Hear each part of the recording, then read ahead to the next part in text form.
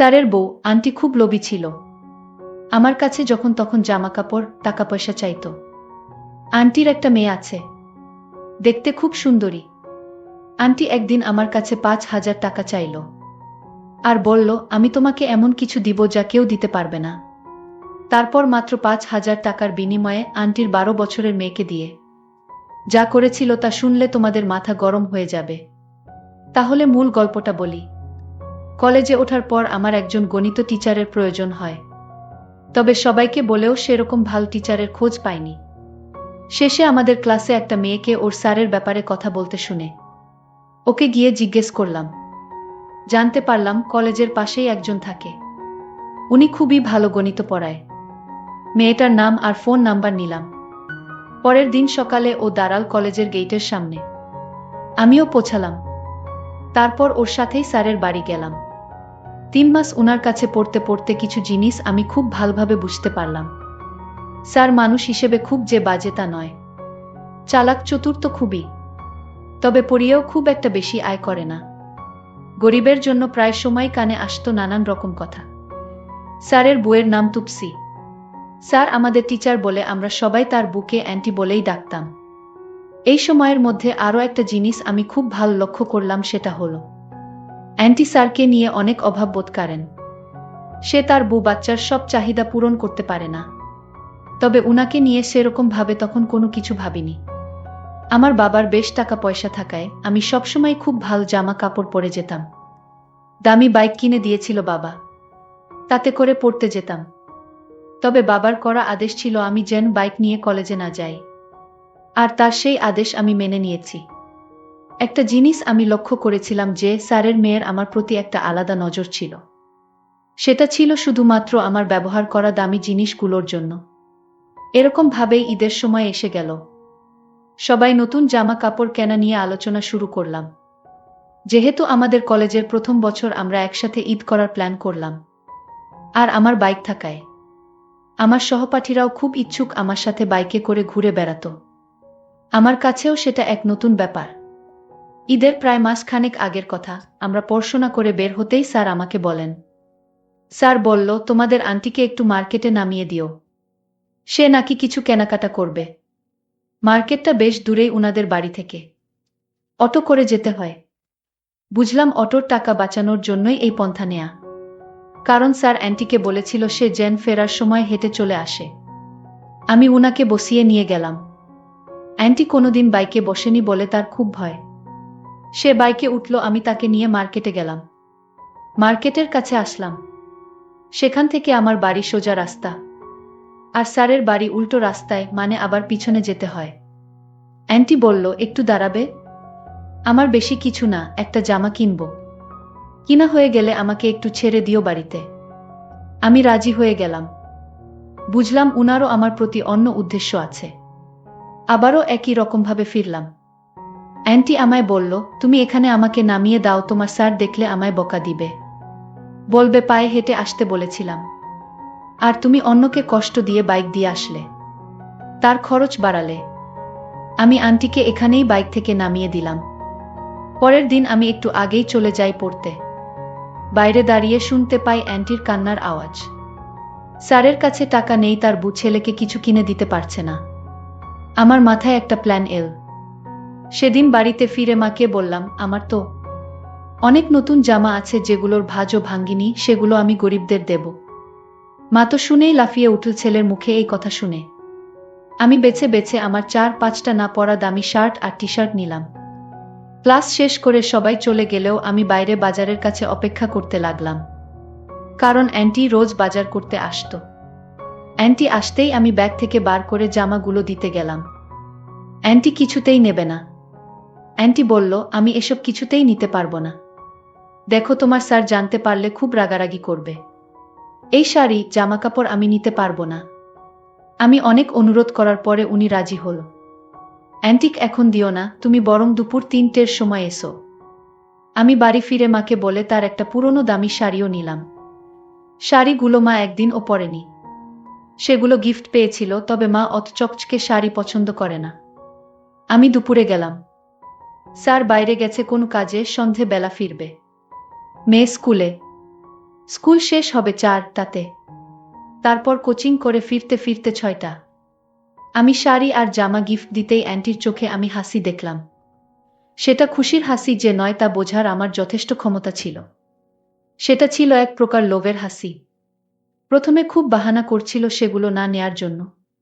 তবে 10,000 টাকা দামের শাড়ি ফিরিয়ে দেওয়ার মতো ক্ষমতা সবার থাকে না। অ্যান্টি বলল, তুমি আমাদের জন্য এত কেন করছো?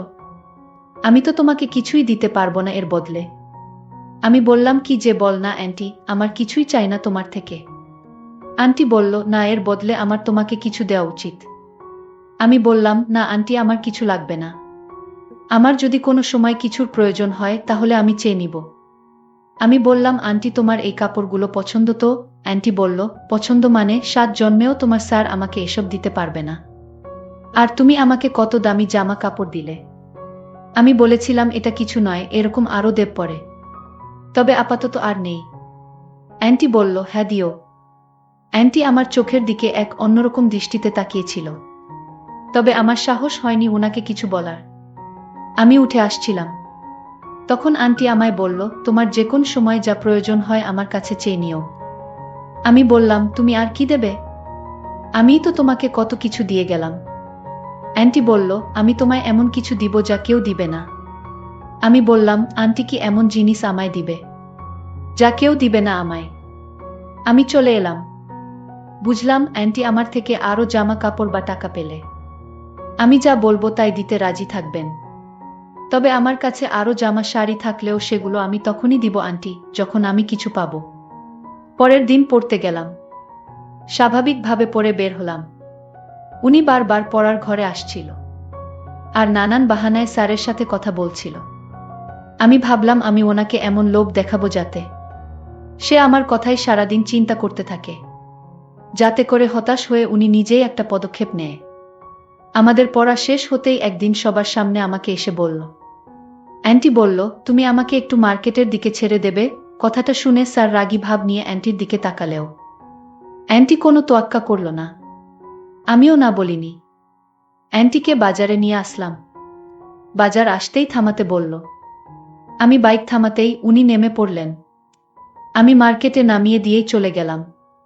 ঈদের আগের শেষ ক্লাস ছিল আমাদের। আমি যথারীতি আগে গিয়ে হাজির। স্যার তখন বাথরুমে। আন্টি আমায় বলল, তোমার ফোন নাম্বারটা দেবে? আমি দিলাম। তাড়াতাড়ি আমার ফোন নাম্বারটা নিয়ে চলে গেল। ঈদের 3য় দিন বিকাল বেলায় আমি রেডি হচ্ছিলাম। ক্লাসের বন্ধুরা বেরাবো একসাথে। একটা অজানা নাম্বার থেকে ফোন এলো। আমি, হ্যালো, কে বলছেন? আমি তোমার আন্টি গু। আমি বললাম, হ্যাঁ অ্যান্টি বলেন। অ্যান্টি বলল, তুমি আজ আসবে এখানে? একটু দরকার ছিল। আমি ঘুরতে যাওয়ার প্ল্যান বাদ দিলাম। আমি বন্ধুদের সাথে ঘোরাঘুরির প্ল্যান বাদ দিলাম। আমি আমার বন্ধুদেরকে বুঝিয়ে বললাম, তোদের নিয়ে অন্যদিন ঘুরতে যাব। আজ আমার বাড়িতে জরুরি দরকার আছে।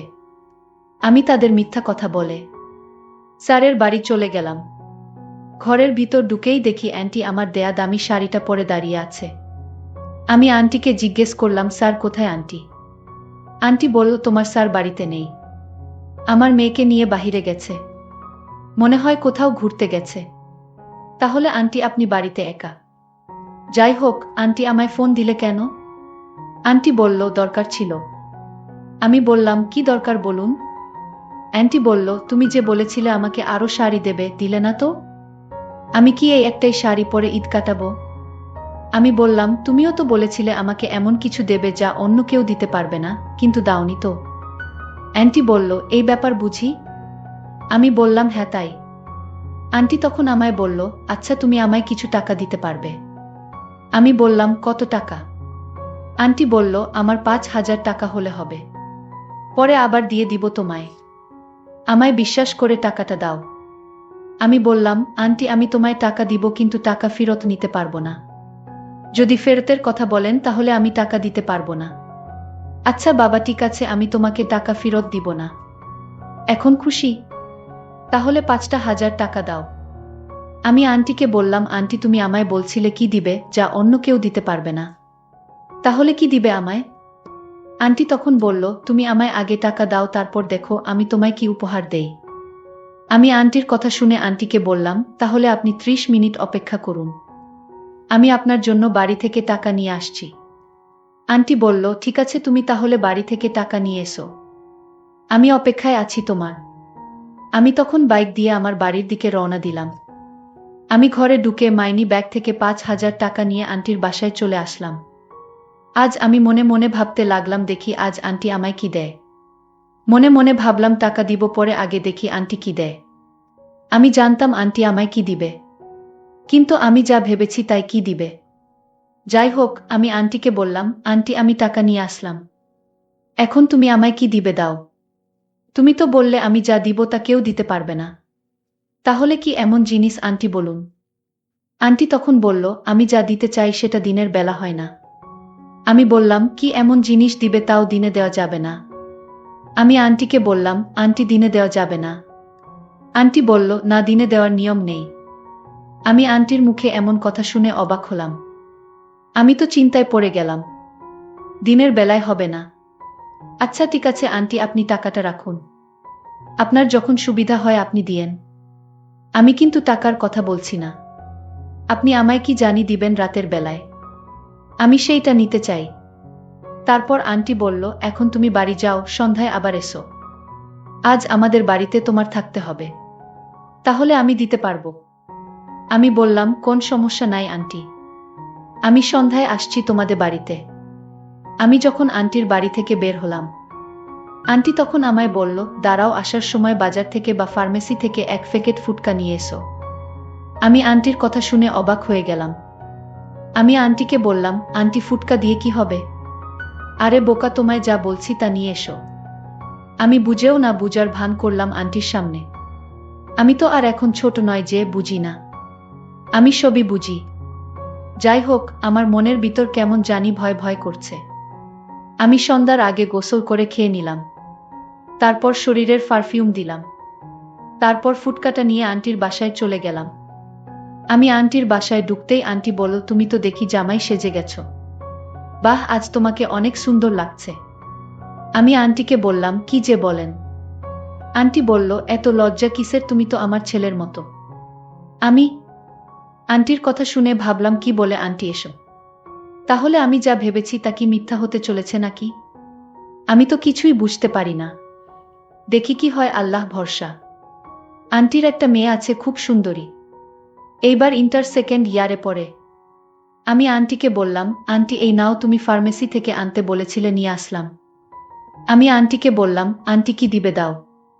আন্টি বলল, এত পাগল হইছো কেন, রাত পোয়াতে তো অনেক বাকি। হঠাৎ দেখলাম স্যার তার নিজের মেয়েকে সাজিয়ে নিয়ে আসলো। আন্টি বলল, আমার মেয়েকে তোমার সাথে বিয়ে দিতে চাই। আমি জানি তুমি মনে মনে তাকে ভালোবাসতে, আর তাই আমি তোমার মতো ভালো ছেলে হাতছাড়া করতে চাই না। আমি আজ আমার মেয়েকে উপহার হিসেবে তোমাকে দিলাম, মানে তুমি রাজি থাকলে তাকে তোমার সাথে বিয়ে দিব। আমি মনে মনে যা চিন্তা করছিলাম, দর্শক বন্ধুরা তোমরা হয়তো বুঝতে পেরেছ, কিন্তু আমি যা চিন্তা করছি সব ভুল চিন্তা, সব আমার মনের ভুল ধারণা। যাই হোক, আমিও আন্টির কথায় রাজি হলাম, তাদের সম্মতিতে আমি তাকে বিয়ে করে ফেললাম। বন্ধুরা, আজকের গল্পটি কেমন লাগলো তা অবশ্যই কমেন্ট করে জানাতে ভুলবেন না। ধন্যবাদ।